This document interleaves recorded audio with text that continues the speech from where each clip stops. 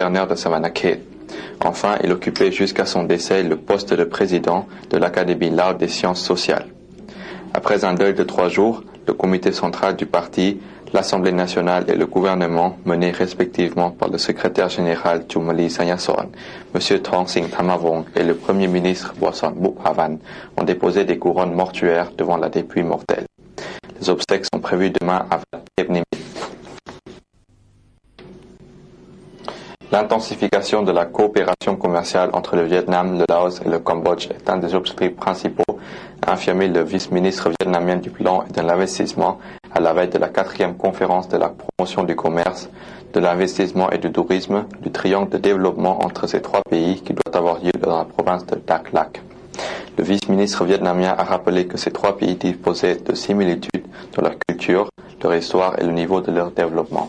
D'après lui, la création d'un comité de coordination dans le triangle de développement prouve clairement leur détermination commune de promouvoir les échanges économiques, commerciaux, culturels et financiers. À suivre l'actualité nationale en bref en images. Le ministère de la Sécurité a inauguré avant-hier ses nouveaux locaux. La cérémonie s'est déroulée en présence du ministre M. Thong Ban Seng Apron et des fonctionnaires.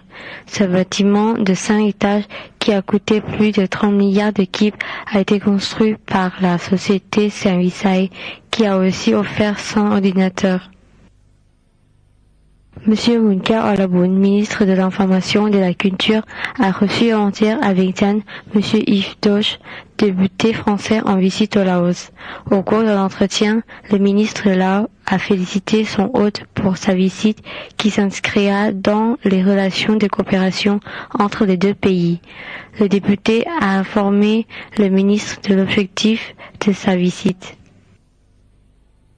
23 étudiants là boursiers d'un projet japonais d'aide au développement des ressources humaines ont passé leur master dans diverses universités nippones et sont d'ores et déjà prêts à travailler dans leur spécialité.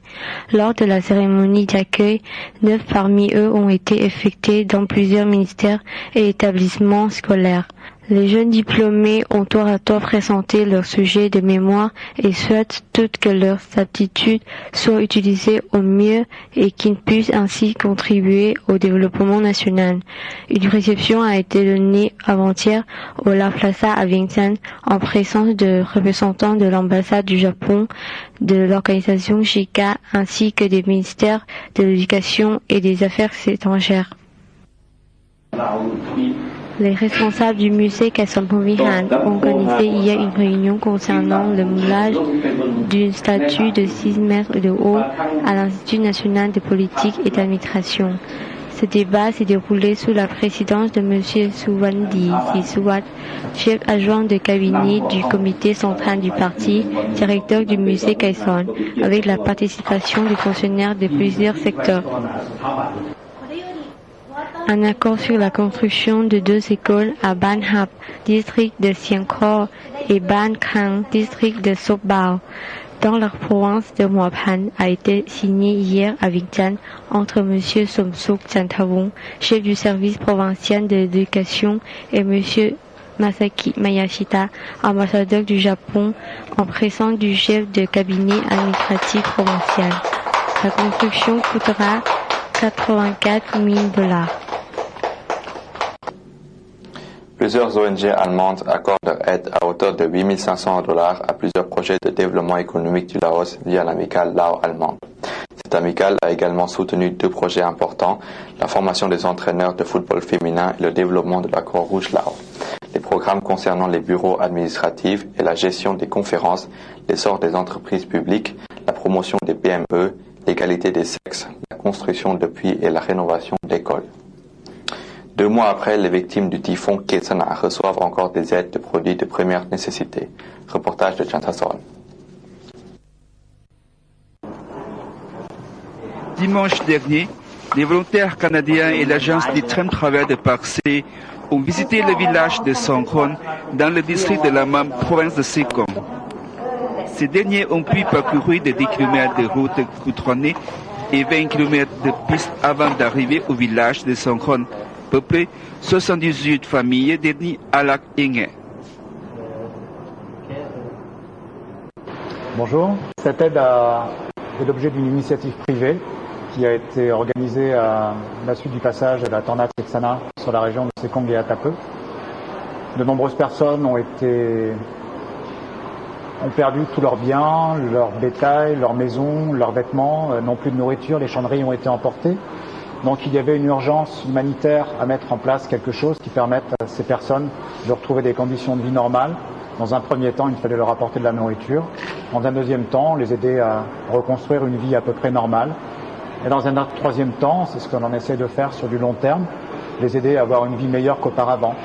Donc la première étape, elle est essentiellement alimentaire, elle a déjà été faite, elle va continuer cette fois-ci. La deuxième étape sera plus dans le sens de l'équipement, redonner aux gens un cadre de vie avec une maison, une aide pour construire une nouvelle maison, pour mettre du mobilier à l'intérieur, un endroit pour dormir, des couvertures, des vêtements.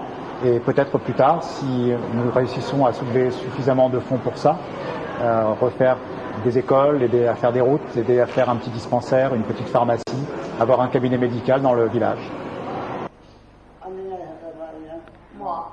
À l'approche de la délégation de ces donateurs, le chef du village annonçait au effort leur arrivée. De l'autre côté de la rive, les villageois attendaient les denrées alimentaires. Les enfants ont reçu des vêtements et des nouilles instantanées que leurs parents ont pu leur préparer le soir même, accompagnant un vrai repas équilibré en vitamines, protéines, glucose et minéraux composés de légumes verts, de riz, de viande, de poissons en conserve et de fruits frais. Donc ce projet est une initiative privée que l'hôtel Paxé assume pour la partie logistique avec le concours de quelques proches amis sur Paxé. Et le financement est assuré par une contribution volontaire d'une partie de notre clientèle, une clientèle qui connaît en fait cette partie du Laos, puisqu'on emmène beaucoup de gens visiter ces provinces de Salavan, Sekong, Atape. Et nous avons également eu la chance d'avoir dans notre clientèle des clients réguliers qui sont des gens qui déjà donnent de leur temps et de leur argent pour aider la population locale, des médecins essentiellement, qui ont permis depuis l'étranger de soulever beaucoup d'argent à échelle locale pour pouvoir aider sur du long terme cette population. Donc c'est un projet global, commun, pour lequel nous tenons à remercier tout particulièrement tous ces donneurs de passage qui sont nos clients et tous ces donneurs qui ne sont pas des gens de passage, qui sont nos amis médecins, notamment du Canada, pour lesquels on a une pensée particulière. Je suis dans une situation difficile. J'ai besoin encore de vêtements et de repas comme les autres. Je veux demander au gouvernement de venir m'aider.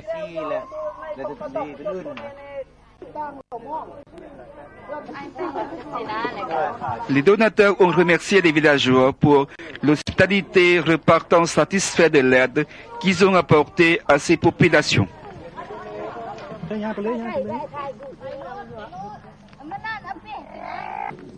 Voici maintenant le tableau des taux de change préparé par nos sacs.